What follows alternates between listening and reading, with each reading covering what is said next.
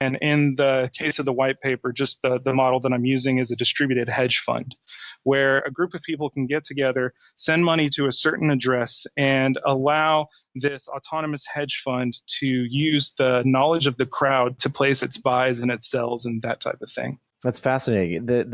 You ever read the book Wisdom of Crowds? No, I haven't, but I've heard a lot about it, and it's come up in a little bit of my research. Yeah, it's definitely something to check out in terms of all the parameters that are needed for that to work.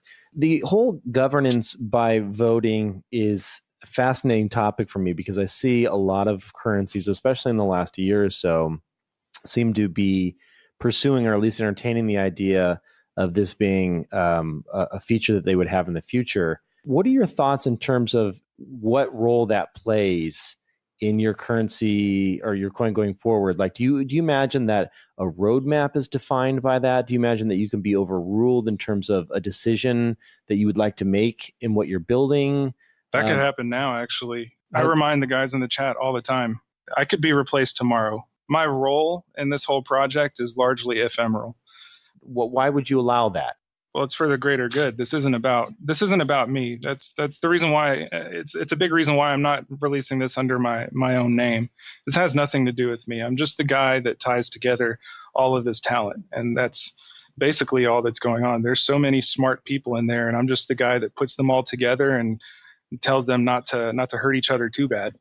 Yeah, I think that's great. But is there a fear that, the wisdom of crowds, in my experience with Dig and other things that I've been a part of, it can be an amazing, beautiful thing. And it can also produce, like, if you were to go out and ask the masses what the best restaurant in America is, the wisdom of crowds would tell you that it's McDonald's because that's where everyone eats. So it's like the wisdom can turn very quickly into an angry mob. Is that something that you're concerned with? Like, how do you maintain some level of control there? Or do you just throw your hands up and say, I'm going to go with whatever the masses decide?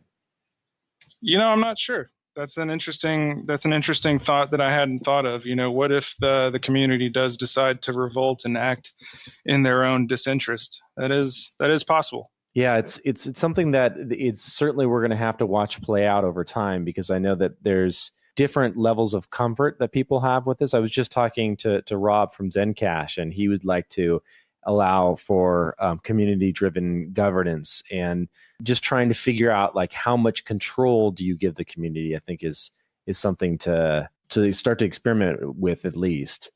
Can you give me an example, like where a community could go rogue, that type of deal in this scenario? Maybe that would help me understand it a little bit better. Well, actually, there's you should check out. There was a podcast that was done recently on Unchained where they had Vitalik from Ethereum on, and he was talking about community-driven governance and how there is certain examples where you can imagine them voting for features that are, like, let's say you have it's based on a proof of stake that is a delegated proof of stake. Well, you can imagine that the delegates could get together and say, okay, I want something that is going to favor me as a large shareholder in this coin, in this currency, versus I don't really care about the fragmented small token or coin holders. I'm really voting in favor of what's best for me and my interests.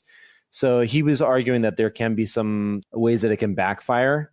Yeah, I think the example he gave it is if there's two wolves and a sheep and you ask them all what's for dinner, it's pretty obvious what the choice is. Oh yeah. So that's a good analogy. So he was a little bit skeptical on some of this stuff, or how much control you should give over to the community, which I'm also in a little bit more skeptical camp. I think that there's, at least what I would like to see is something that happens right away in some of these currencies, is just the ability to bubble up and surface good ideas that should be built. I think that's a great way to use a group of individuals to kind of say, this is what the feature I want to see next, or whatever it may be. But anyway, the other thing I was really fascinated about is that you decided to launch on 4chan, and that's actually how I found you, because I tend to go in there a couple times a week because it gives me a really good sample.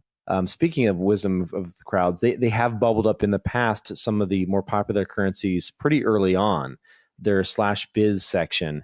What was the thinking there versus doing it on the traditional Bitcoin forums or on a subreddit? not to take anything away from the esteemed moderation teams that run those forums, it was never really a question where we would release it. I believe that at least whenever we're not currently being excused from Biz, Biz is the best unfettered stream of information just spouting out of the mouth of the internet.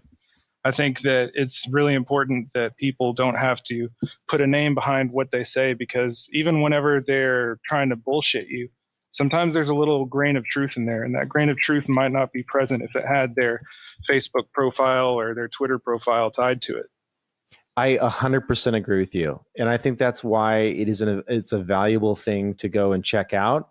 When you're digging through the comments and on 4chan, it's ugly and it's brutal, but it's real. You know what I mean? Life. Like, it's life. You go in there and you see stuff that at times it can be racist, it can be sexist, it can be all the things that personally a lot of the things that I'm against, but you go in there and you see the unfiltered truth of what's going on. I like to keep tabs on that because it gives you, like you said, there can be certain insights there that you pick up that you wouldn't find anywhere else.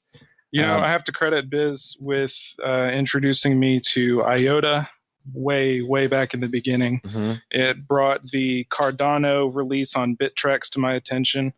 I bought that one from launch all the way to the all-time high at the time, all the way down to the bottom, and cried the entire 3 months afterwards until I was crying tears of gold. And then, I have to really thank them. It sucks getting banned all the time every time I'm trying to spread turtles around, but I really have to thank them for just forcing things in front of me, even if sometimes if it's ugly. And my use of the platform is not an endorsement of some of the uglier things that you see on there. I don't share a lot of those views personally, and I don't choose to promote those views. So as a platform, it has great value.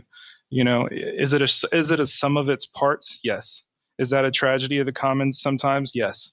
But that's everything. You live in a big city. I live in a big city. We both know how it is. You go outside. I mean, I try not to go outside, but you go outside and then things get real. And we're not trying to promote things being bad, and we're not trying to be 4chan's next mascot or anything like that. It's just that at the time, that was the best option and the logical path. Yeah. And I have to give thanks to so many of the people that are on Biz, because that's where the majority of our user base has come from. And they've been a really helpful bunch. Yeah, I mean, I will say the number one reason I really wanted to have you on the show is that I was pretty blown away when I jumped into the Discord chat and just saw really helpful, very friendly people, everyone trying to jump in and contribute. It felt very Doge-like. Like I was involved in the early days of Dogecoin and watched that community grow up and what they were able to accomplish. And it was 100% community driven. And I feel that there's some parallels there. Does that feel right to you as well? That's what we were going for as far as the community aspect. A very important thing to me whenever I was first beginning, whenever Doge first came out, whenever the first projects were coming out, there was this huge feeling of involvement. Yes. I could see my money incrementing a count on a donation bounty. I could see the things that it was buying. And so from the early beginning of TurtleCoin, we were talking about, man, what's going to be our Jamaican bobsled? What's going to be our project? What are we going to do? And we threw around ideas. We heard a lot of ideas like we need to find a struggling mom and pop pizza shop. A lot of us have roots in service industry and that type of stuff. So helping out the little guy has always been very core to our beliefs since the beginning. We have a big thing up at the top of our general chat that says, help the new guys first. You can BS all you want, but help the new guys first. Yeah. And that's where our focus is, because, there's a lot of people in there with a lot of talent and they don't even know it. And if you just let them know, hey, here's how you can help, here's what you can do, listen to their ideas. There's no celebrities. I mean, well, besides you, but there's no celebrities in our chat. There's no cult of personality. There's no people with only a first name, that type of stuff. I love it. Yeah, that's the kind of movements that I like to get behind and try and get involved with early. And I also love, I was telling you this over chat, you don't have any really working wallets. So like I'm sitting there in a terminal running the bare raw. I just love getting involved at a stage that the wallets are still in development, right? Like there's 2 projects, I believe. Is that correct? As of today, we have a third one. And coincidentally, if you run Ubuntu, you can run 2 of the wallets currently fully in production. And those are GUI wallets now. Yeah, the Oh, GUI great, wallets. Great. That's awesome. Yeah, those have been around since I believe week 2. Okay, but well, the entire time, the focus was on let's release the bare minimum and give the network a chance to build itself. And so I've been there funding everything with my own mining. I've paid for all the seed nodes out of pocket. I've paid for everything out of pocket. If people are like, hey, I don't have a server for this, I'm like, cool, let's do it. And I'm hitting up my server provider and making more machines and things like that. We just want things to happen.